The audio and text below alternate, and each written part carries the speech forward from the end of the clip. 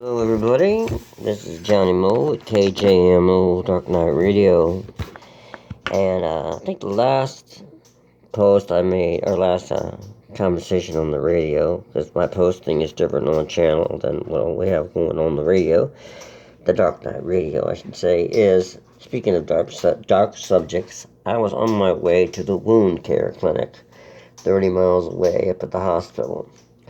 And I hadn't slept much the night before because it had been some years since I'd been to the wound care clinic. Some years because I didn't, despite the fact that I should have been there ages ago. But I began to not trust them. I didn't have good experiences there. And when I got to this clinic, and there's I was told by my doctor there was a new person there. And she was supposed to be really good. And I liked the older person that was there, but she had gotten kind of sloppy. And when you're dealing with the kinds of wounds that I have that came from lymphedema, or I can't pronounce it, but this venustasia or something, that are like these blister type things where the skin explodes, and it was much worse. My thing was much worse. Was they reminded me, almost like the length of half my leg, a big open wound, to a point where the doctor actually wanted me to go see about it being operated on to where they could flip the skin over it. But the surgeon said that would be impossible because it would just get broken up again. But anyway, they're much smaller, but still now, but they still hurt. But I got to there, and I was really surprised. The lady was really cool. June is her name, and I told her, I said didn't sleep much the night before because I thinking about coming over here, and I did a radio thing about you on my channel, and I said, yeah, I don't really want to go because this is healing slowly with Rosalie and I dealing with it. But the reality of it is that when we got there, she understood my situation, and she said that, that I was the person that was being dealt with. And even now, well, of course now the things still hurts, especially my foot.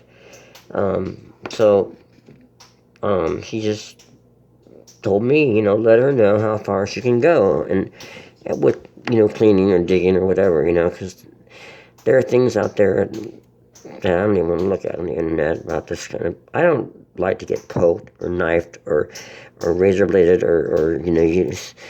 God, some of the stuff, with them. I don't like. I don't like pain. Who does really? But especially certain kinds of pain. And but I put myself in this situation. So for years I have avoided going there because I just figured the pain I had, I could deal with at least. The other kinds of pain that they inflict on you is something that's kind of different. But I learned a couple things yesterday, and that was that the bigger hospital, 30 miles further in Eugene, apparently has a really lousy wound care clinic. I don't know, at least when this lady was there. And she said that a lot of the people were like PAs, and that's like not quite a doctor, and they were kind of not sure what to do, and they used old-fashioned raps on their patients, and their patients were frustrated with it. And then she was frustrated by their whole attitude, so she left, and she went down to the smaller hospital where I'm at, where I went to see her at. So it really does, matter who you see, and you got to speak up for yourself, because no one is going to do that for you.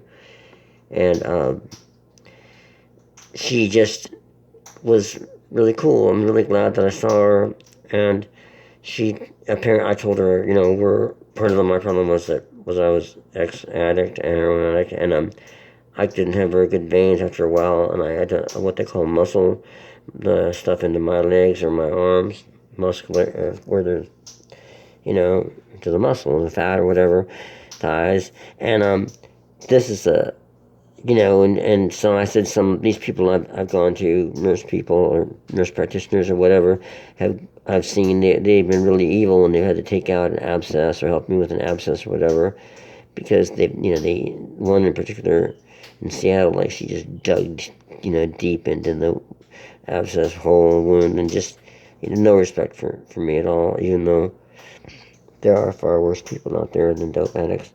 Anyway, it was her. She just said, well, she wasn't going to do that, and she helps another addict, heroin addict, a young guy that is doing much better now, but that no one would touch. I think this was in Southern California or Northern California or something, and because of his situation, and so she finally agreed to treat him again, and anyway, he's doing much better, and his situation was about twice as bad as mine.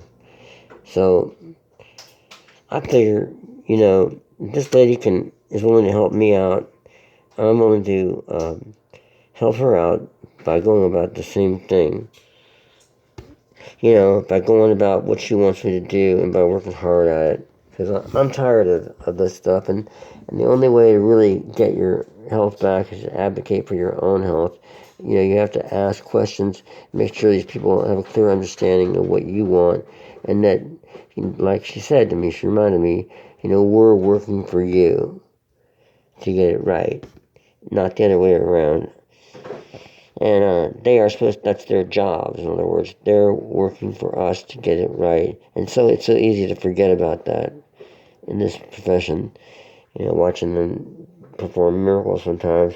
But when the miracles turn bad, that's bad. And that ain't cool. So stand up for yourselves, once again, at these doctor's offices. And if you have problems with wounds like I had, don't wait 3 or 4 or 5 years like I did. Go see them. And if you're spooked about it, then tell them up front why you're scared and why you're spooked. Because it's going to be worth it. She thinks in 4 weeks we can get a lot of the stuff cleared up in my legs, mostly, and on my that hole in my foot. It's not super big, but it's just aggravating as hell because I have to walk. And now she wants me to get off as much as possible. We'll see.